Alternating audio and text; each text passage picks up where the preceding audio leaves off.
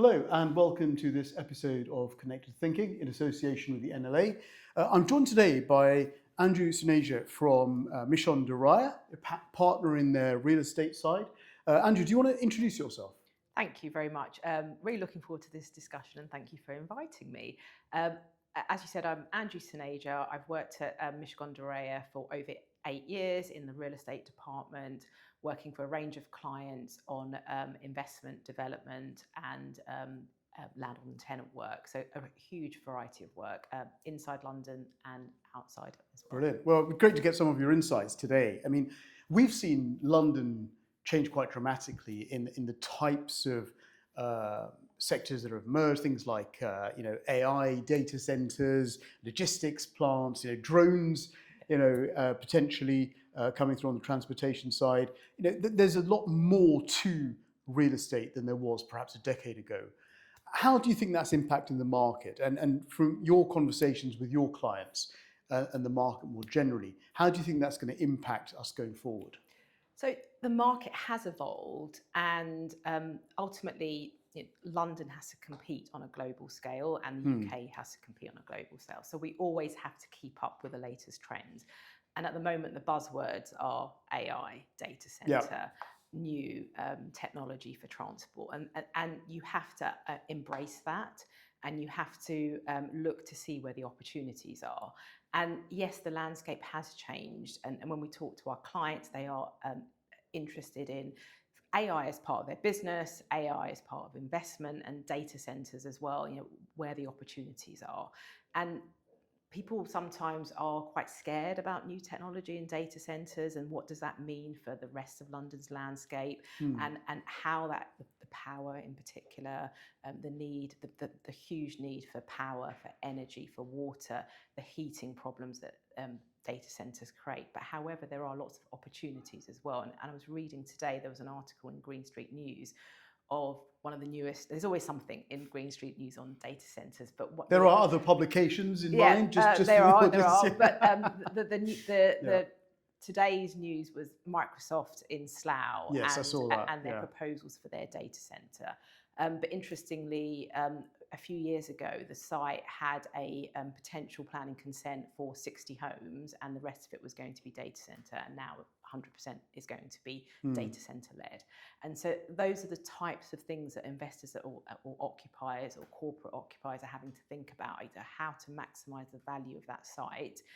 Can it be used for residential, or can it pivot to something else? And just following on from that, then, as a piece that talks very much about the need today for data centers and that consolidation of land, I suppose, for that purpose, with the infrastructure that you need, the plumbing that you need to deliver that. But that doesn't take account of where technology is going. So, if you look at the sort of J curve on how technology's changed in the last decade, 2 decades, 3 decades, if we look at where AI and sort of data requirements are today, they'll be very, very different in 10, 15 years' time when some of these sites actually come to fruition. Do you think our sort of planning regime is fit for purpose to deliver on a very, very fast-moving, flexible, sort of agile sector? It's really tricky, I think. We're only at the start of the AI journey. If I think about it from a work perspective, we've only started using AI as part of the tools in work for the last 6 to 9 months. We are at a very, very early stage of what AI can do. And then that feeds into how is AI going to be plumbed into real estate. And so I think the planning regime will struggle a little bit because they don't know what's going to happen in 10 years' time.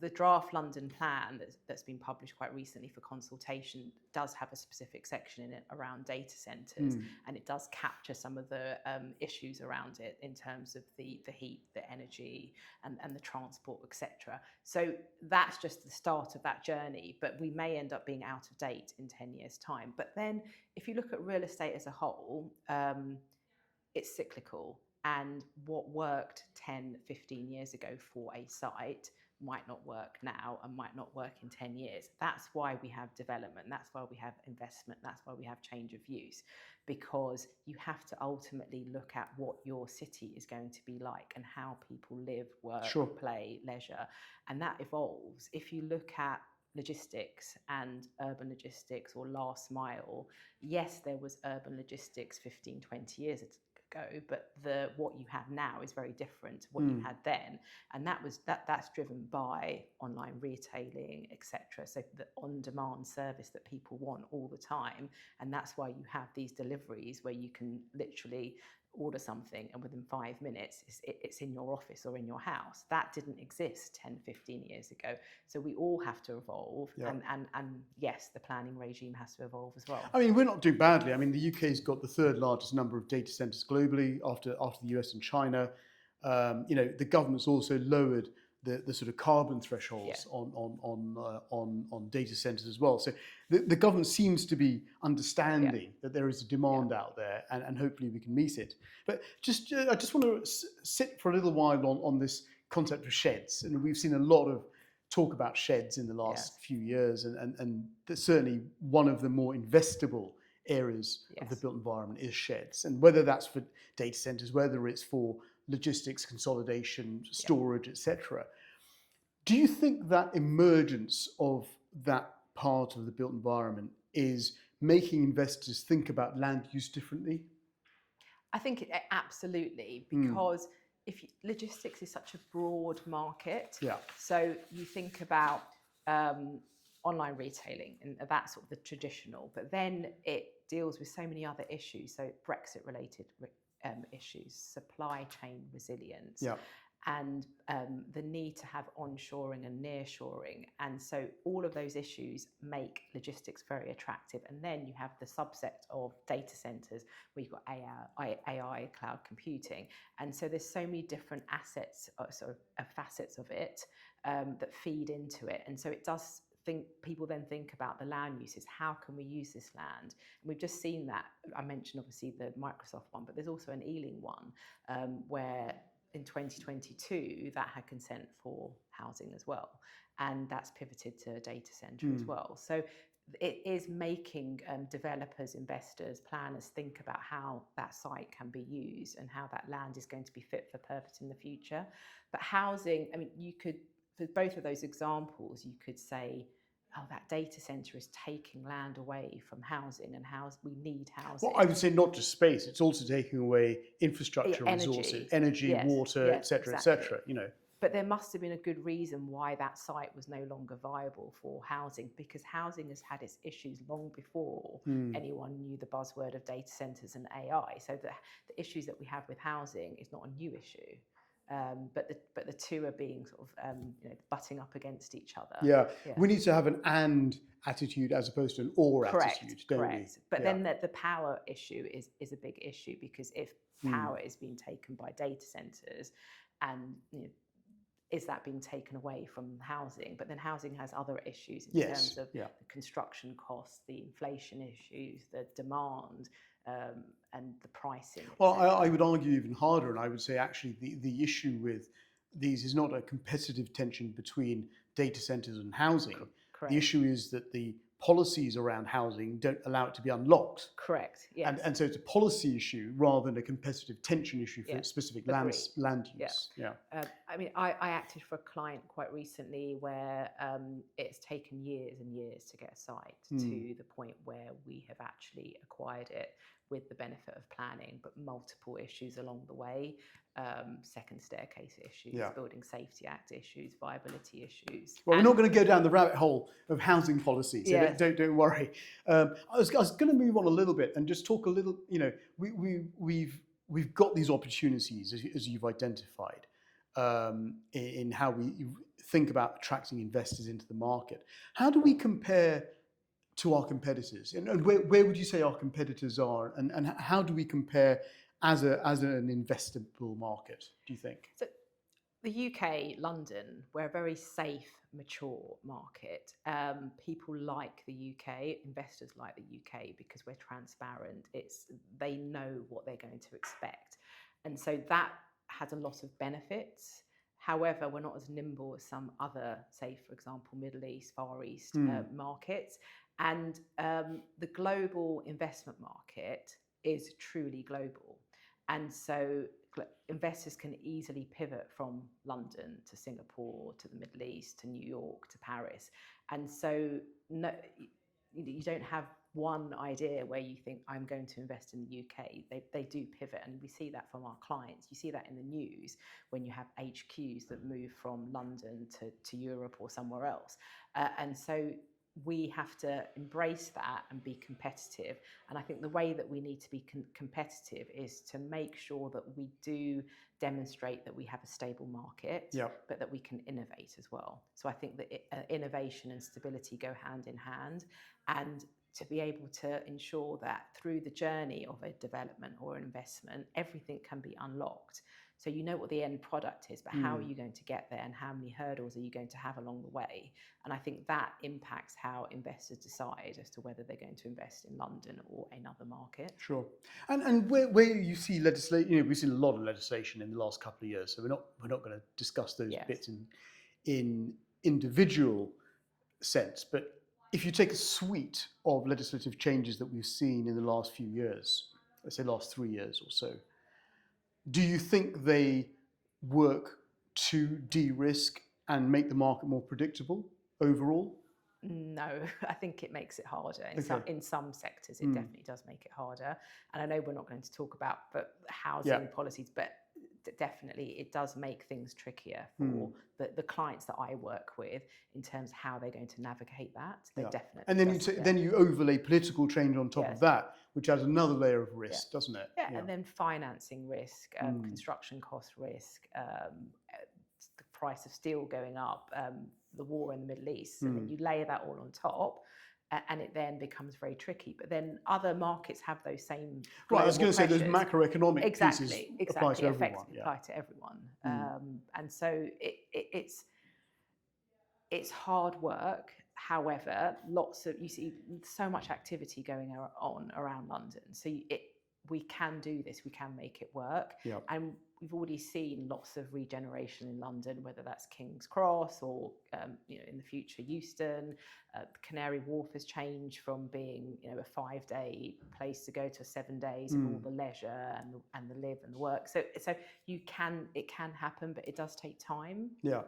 And actually what you described there at the very end is quite interesting, because it's not necessarily about feeding the core asset. If you take Canary, for example, which is office-based, actually it's the ecosystem you've built around it that's created the 7-day experience. Correct. Right? Yeah. And so it's understanding that placemaking as well. It's not just build an office block and you're done. It's actually creating that entire ecosystem. And if you take this conversation we're having right now in central government about saying, right, we need to Manchesterize the UK. Yeah. Actually, if you look at the centre of Manchester and what's happened there, it doesn't necessarily deliver the ecosystem that is talked about when you see success happening in bits of London. Yeah, agree. The placemaking part is so important because people need to have their, where they live, where they work, where they leisure. It all needs to be cohesive. It needs to work. It needs to fit together. Yeah. And we're lucky in London because we have lots of different regions that you can focus on. You've got the mature sort of Mayfair, West End, then you've got the city that's always evolving, and then you've got new areas that are up and coming as well. So what's fascinating about London is that you can build that placemaking around specific areas. And with working from home, and the regions are seeing a huge demand for different types of uses as well, because people are not in the office 5 days a week, and that's created energy and buzz in different areas as well, spreading out of London. Yeah, and it's interesting, the picture you're painting here, that there are so many different avenues in a way, and we talked about the perception of competition between data centers and housing, for example. There are so many competitive tensions around. How do you think we can paint a picture for the investment market that keeps London at the forefront, not just at the forefront of their minds, but to understand the investable nature of these different segments of the market? I think we have to demonstrate to the investor market that we are willing to innovate and adapt, but also that we can be flexible, Yeah. that we can address the needs of the people for today, but also for tomorrow and the future, and that this is a long-term play, because investors are ultimately looking for a return, but also looking for some long-term play. Yeah. And so they need to understand, how is this going to look? And I think we need to demonstrate that we are forward-thinking. And that we are just as good as all the other cities, if not better, in the way that we think about the way that we're going to design our city, or the design areas that we're going to live and work in. Yeah. So that's what I think we need to do. And there needs to be a lot of, private-public collaboration in order to achieve that. So government working with private industries, working with the energy industry, the transport industry, we all need to be cohesive. Yeah.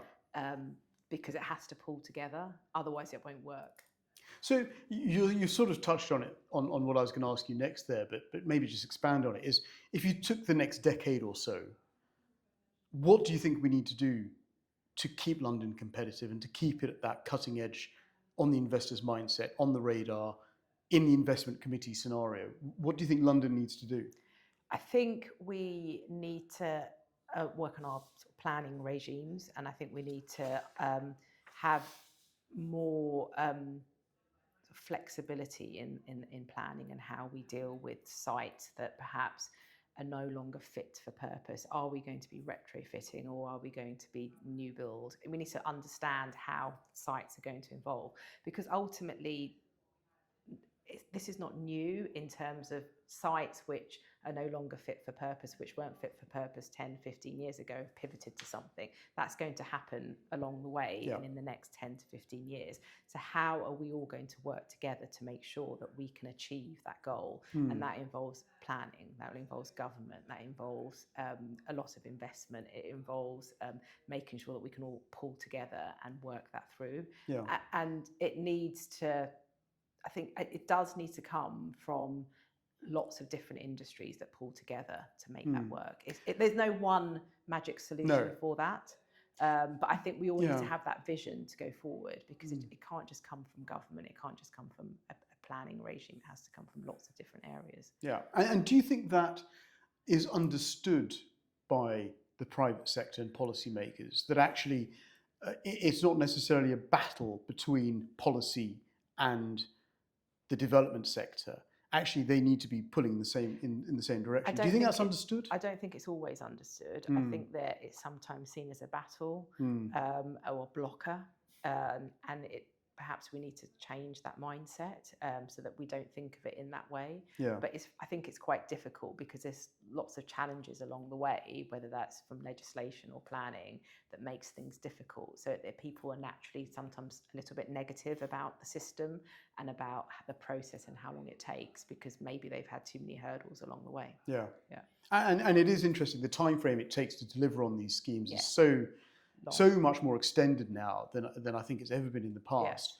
That you need capital to remain committed. Correct. In an ever-changing macroeconomic world, you need that capital to stay in place for the duration, which can be quite difficult, right? Yeah, I call it patient capital, because so there's certain investors who are in a hurry, and I don't think you can be in a hurry if you're there for the long term. So you need to understand that it won't work for all investors, but it will work for the patient capital investors, as I call them, because you have to be patient. You have to be prepared that things will not always go your way. Wonderful. Well, look, Anju, thank you so much for coming in today and having the conversation. Really appreciate your time. Thank you. Thank you very much.